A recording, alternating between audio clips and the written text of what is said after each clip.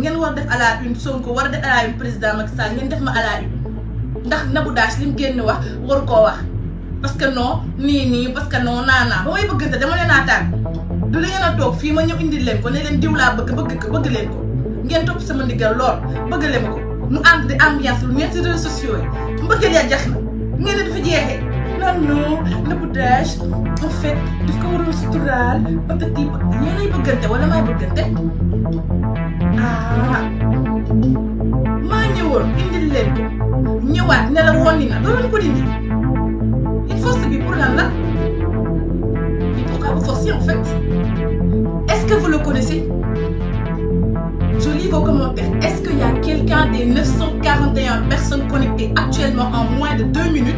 Est-ce qu'il y a quelqu'un qui savait que j'avais une relation avec lui? Je suis venue vous présenter ma relation par respect pour vous. ndaxte yàlla xam na ni man lu yendu si man fanaan si yéen billahi wallahi taala lu fanaan ci man gont si yéen man awma secret lu ma xam wax leen ko. Les gens m'ont reproché ça. Les gens m'ont dit non, tu devrais garder ta vie privée parce que si, parce que ça. Je pensais vraiment qu'après 10 ans sur les réseaux sociaux, vous pensez que j'ai la mentalité de me laisser influencer par les gens. Moi, on ne m'influence pas, c'est moi qui influence. C'est à toi de voir si tu es influencé positivement ou négativement. Moi, je suis majeure et vaccinée. Quand même, j'ai quand même 35 ans. Bientôt quoi, mais bon, 35 ans. Je suis maman, je suis une personne majeure et vaccinée. Je fais ce que bon me semble. Voyez là, ma bëggante woon indi leen sama mbëggeel lala leen ko si réseaux sociaux yi dem ba ci biir am benn paan bu am mbëggeel boo gis day am paan loo gis day am paan mais réparation day am waaye yéen moo jubóoy moom xanaa da ngeen di rus waaye yow leen def nii liñ topp ma nii affaire yi jeexagul de saison 1 la saison 1 la saison 1 xam nga ma la saison 2 baa ngi saison 3 baa ngi te nu ma neex lay defal te boo leen ma énervé dëgg ma dëgg saison 2 bi te bu ma ko defee ki fi nekk day mer ndax ki fi nekk daa bëgg a takk moom tamit su ne nii mën na ñuy xëccoo waaw dëgg neexul damaa xam sama bopp am valeur taxawaalu ma ci bar taxawaalu ma ci hôtel taxawaalu ma ci resto jàkkat église rek takk ma alors indi ñett ak danse say mbokk yenn ma mayem képp. Pour les gens qui vont dire oui mais Nabou les hommes t'utilisent, mais utilisés en quoi? Les hommes m'utilisent en quoi? Ils font de moi leur femme. C'est pas xam nga dañuy jaawale farantu ak sëy ñi ma leen di ma ñi amul kenn ku ci nekk sama far sëy la alxayra takk ñu ma takk suuf takk baa ngi YouTube takk kaw lan ma takk teral ma may ma ay dollar dëgg neex yàlla may ma ay dollar may ma lu ne man nag maa am sama humeur xam ni ma la wax am nekk koo xam ne bëgguma manque de respect man soo ma manqué de respect dama defe naa ñukk parce que noonu laa mel man dama respecté sama bopp et j'aime le respect et je l'impose mon respect qui que tu sois tu ne me respectes pas je n'ai absolument rien à faire avec toi et le respect il est large il est divers c'est pas question que da nga ma yuuxu wala da nga ma saaga non c'est les actes ce sont les comportements c'est comment tu te comportes derrière moi c'est comment tu te comportes devant moi c'est ça le respect si j'estime que je ne suis pas assez respectée mais j'ai le droit de faire mon talent j'ai le droit de casse parce qu'il y a beaucoup de femmes ici au Sénégal là la wax du ma wax sax Afrique parce que c'est le cas dans plusieurs pays d'Afrique surtout les pays musulmans à cause de la polygamie hein? Vous êtes là à longueur de journée sur les pages. Ah non, mon mari me maltraite. Ah non, ma belle merci. Ah non, moi je ne fais pas d'anneau. Hein. Moi j'assume mes propos. J'allume ma caméra devant 1500 personnes en moins de 5 minutes et je dis ce que j'ai à dire parce que j'assume mes propos. Je ne me cache pas derrière les faux comptes pour dire ce qu'il faut exprimer mon mari. Non, on dépasse la faux compte. Nabou Dash dépasse na di làkk ci ay faux compte naan waa dama malheureuse sama jëkkër daf may dóor kii moo ingrat man duma ko def dama naan ñukk sama caméra parce que c'est mon moyen d'expression tel un artiste chanteur aujourd'hui si Tata Viviane elle a un problème mais elle l'exprime dans sa chanson si Wally Seck a un problème elle l'exprime dans sa chanson moi si j'ai un problème je l'exprime dans ma page et d'une manière officielle et intelligente. Sonko quand il a un problème day def point de presse ma duma politicien su ma ko def point de presse wow presse bi Queen bi def na point de presse sama xarit Queen bi def na point de presse day def point de presse ñëpp ma ne leen lii moom naqari ci sëy bi lii ak lii buñ ko mënee arrangé ñu arrangé ko ndax sama góor a bëgg na ma loolu mooy le plus important ci sëy di ma yaakaar say njëkke bëgg la say góor a bëgg la waa kër gi bëgg la loo wax ñu ne yow boo yuuxoo ñu ne noppi nañ doon nañ loolu mbëggeel la kantaa maag waa ji nag man lay neex ma tapas man lay neex ma toog man lay neex ma réglé non man lay neex lu leen def nii ku nekk amee ma nabu dash chichi chacha pourquoi mignon toog leen sama film la maa koy joué gis na nag dama dee film de man ci film ma dee fa musul am xam nga bandi bu dul dee ci film mooy man mooy dee fooy dee jëm topp ma nii rek réseaux sociaux yi journal yi presse bi Nabou Dash c'est pas un exemple mais je suis pas un exemple mais suivez les exemples ñoom Tata Mbaye xaar ma jaaga ñu ngi fi ñoom maman Kodou maman Ndongo Kodou ñoom kii sama tata boobu tata Fatou Guébel mi fi ñoom xaar Mbaye ma jaaga ay exemple lañ de lu tax ngeen jël sama per xale bu ndaw bi ba gën cippi jàmpee ma tappee ma non si xoolal lu ma neex mooy ama te day leer gëttuma nag gis sama visage bi si ay presse si ay quotidien l'observateur j'en ai assez man lu ma neex laay dund ndax sama dund la seen yoon nekku ci li ngeen am mooy ma dund ko indi leen ci kaw table bi loolu ngeen am ci man mais amoo leen ci man dara lu ma neex laay def ku ma neex laay bëgg ku ma neex laay bàyyi ku ma neex laay tee ku mu metti rek jàppal sa sëy nga sëy ko wan ñu ngoon exemple bi jën ñi si tewu leen yéen def ma point de presse nii pendant 3 jours ma noppi ngeen yaakaar ne dama ragal lu ma li may def de parce que su ma neexoon j'aurais pu faire un anneau créer un faux compte aller tout raconter mais moi j'ai eu l'honnêteté je suis une femme honnête et intègre j'ai pris ma caméra j'ai dit au gars arrête de dire partout que je suis ta femme je ne le suis plus voilà. Il a eu l'amabilité de m'appeler, il m'a appelé, il s'est excusé, il m'a dit écoute chérie, moi je t'aime beaucoup et tout, et c'est bon. J'ai dit ok mais je vais réfléchir parce que moi je suis dans un nouveau mariage là et je sais pas parce que qui m'a amené jarul ma bàyyi qui m'a amené jarul ma bàyyi qui m'a amené jarul ma bàyyi donc du ma bàyyi qui m'a amené di dellu foofu mais xam nga loo gis waxtaan la ku juum jéggal loolu laa bëggoon excuse laa bëggoon te am naa yaa ngi seen problème Nabou Dash ñu ngi sant yàlla ci bàyyi ma doomu jàmbur la jàmbur ki sama décole gi balaa sama kii dama sama jëkkër ji kees fii de mu lii moom dañoo fii Nabou Dash je sais pas la une des journaux c'est pas un exemple kii sëy foo la ko defee sëy jàppee ma foo sëy parce que su ma jàppee woon foo sëy du ma dem sëy kenn du ma limal ay sëy c'est-à-dire que man dama nekk genre jigéen boo xam ne damaa am samay valeur am samay principe te jamono jii ma nekk nii dëgg fa yàlla j'ai vécu tellement de choses dans ma vie xam nga li ma la wax dund lu ne te kenn fekke si ma si du góor du jëkkër du dara kon su ma demee ba stable sama vie macha allah di xëy di sañse di béel takk or yi maa gën a sama bopp takk samay or sant sama bopp di liggéey bokk ci développement réew mi sama yaay mereewu ma sama papa mereewu ma samay mbokk mereewuñ ma fi ma doon sëy mereewuñ ma samay goro mereewuñ ma léegi lu tax man ngeen bëgg ma yenu affaire du ma ko yenu moi j'exige le respect par A ou par B si tu ne me respectes pas tu vas à gauche je prends la tangente parce que dépassé naa su ma góor tegee misère tax yor ma man xool na ni ma mel lan may teg misère may toog di jooy pour lan pour ban góor ban war naa toog di jooy ndax góor parce que demoon yaa laa leen wan Caris rapport américain rapport français boobu nekk Paris moom ak jabaram 14 ans lañ def wàcc jabaram ànd ak benn escorte girl wàcc jabaram napp ci kër gi wax ci kër ànd ak escorte girl dam lekk xaalis ak foofu yéen góor ñi da ngeen la war a yee da ngeen war a yee da ngeen war a yeewu ci góor ñi bàyyi leen jàpp góor attaché wu si moom si ma vie je peux plus vivre sans toi mooy la est-ce que quand toi tu es né avec ton mari mais vous êtes grave en fait vous là mais vous êtes des hypocrites mais laissez tomber oui moi je peux pas vivre sans toi oui mon bébé mon amour ma vie sans toi mais non, tu peux vivre ta vie sans lui.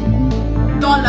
la limite du possible, dans le cadre où le gars ne te respecte pas, il te maltraite ou je sais pas moi, il te montre une forme de manque de respect, mais chérie, mets-le à côté et concentre-toi sur toi. Il y a des choses plus importantes que le mariage. Voilà, excusez-moi, j'ai eu un appel là, je dois partir, j'ai mon chauffeur qui est là. Il y a des choses plus importantes que le mariage. Par exemple, il y a l'éducation de ses enfants. L'éducation des enfants, pour moi, ça doit être la priorité dans la vie d'une femme. Parce qu'aujourd'hui, on voit regarder tout ce qui se passe avec nos enfants. Les enfants sont violés dans nos maisons. Ils sont harcelés dans nos maisons. Pédophilie, criminologie, agression, kidnapping, parce que les mamans n'ont plus le temps des enfants. Elles sont toutes derrière leur mari à se courber, à pleurer, à truquer. Chérie, ne me laisse pas, ne me laisse pas. C'est mon beau qui est le miroir, les gens du quartier. Non!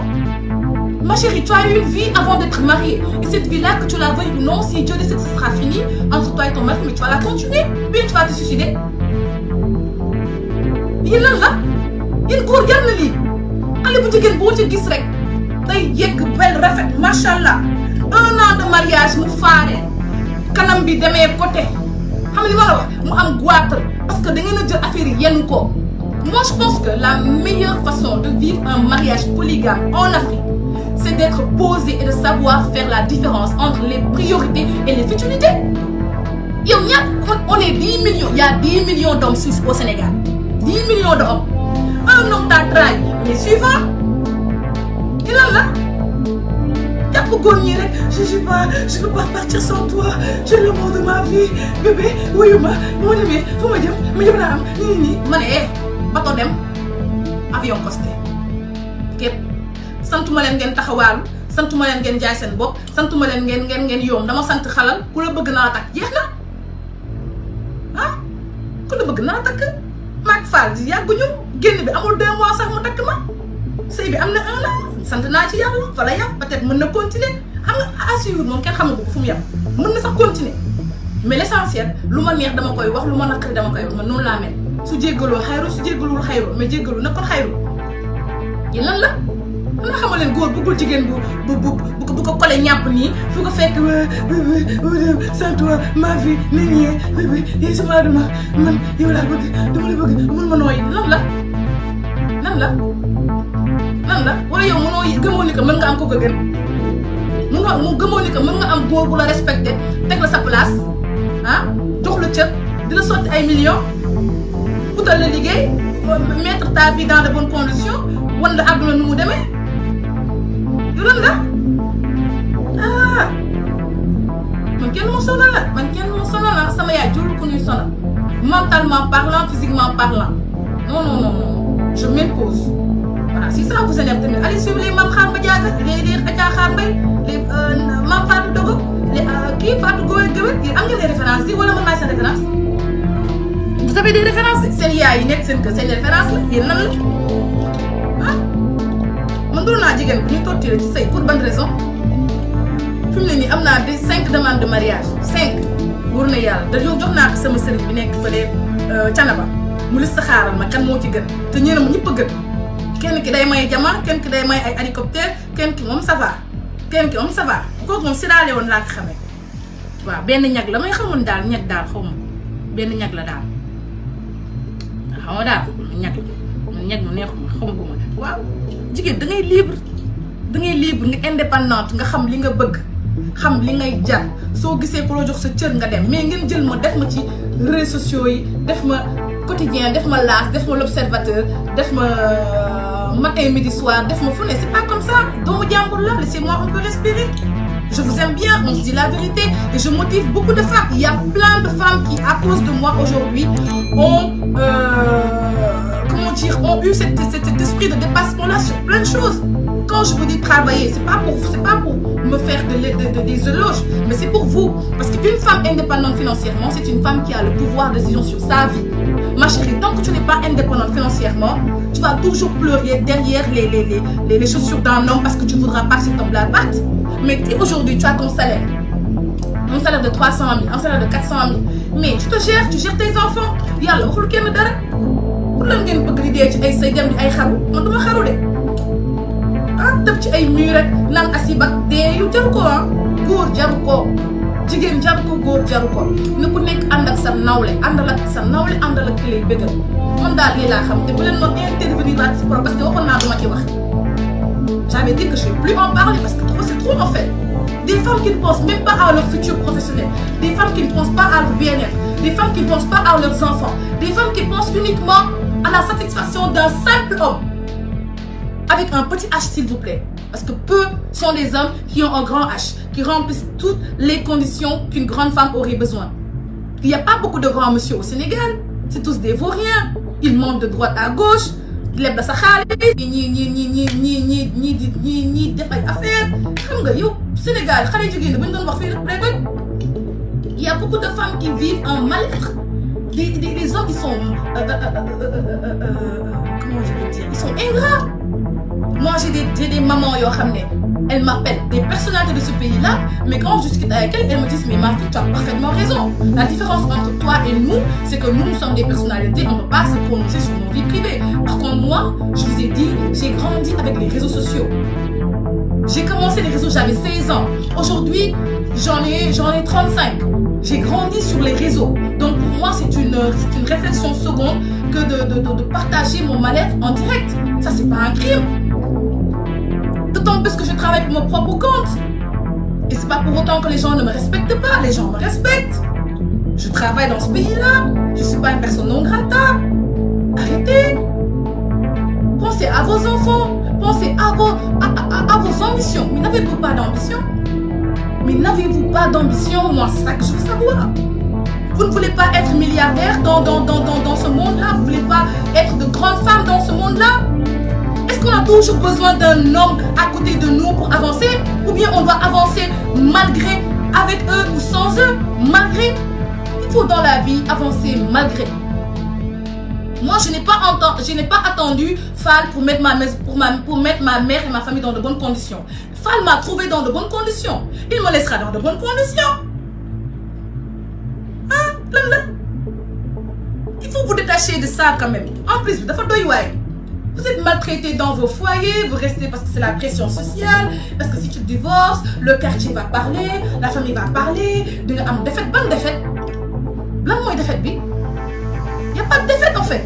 y en a tellement qui m'ont appelé oui Nabou Dash xanaa am nga défaite de quoi en fait une défaite de quoi vis-à-vis de qui et par rapport à quoi moi ce que j'ai fait pour cette famille-là personne ne l'a fait et personne ne le fera le respect que j'ai montré l'amabilité que j'ai montré mon humble j'étais humble humilité j'étais humble you know I was very humble tu vois j'étais très humble très légère très famille et ma belle-mère elle est follement amoureuse de moi elle-même mais d'un amour impossible cette femme-là ça c'est pas une victoire ça c'est une victoire ça c'est la plus grande victoire d'une femme dans son foyer c'est d'avoir un bon comportement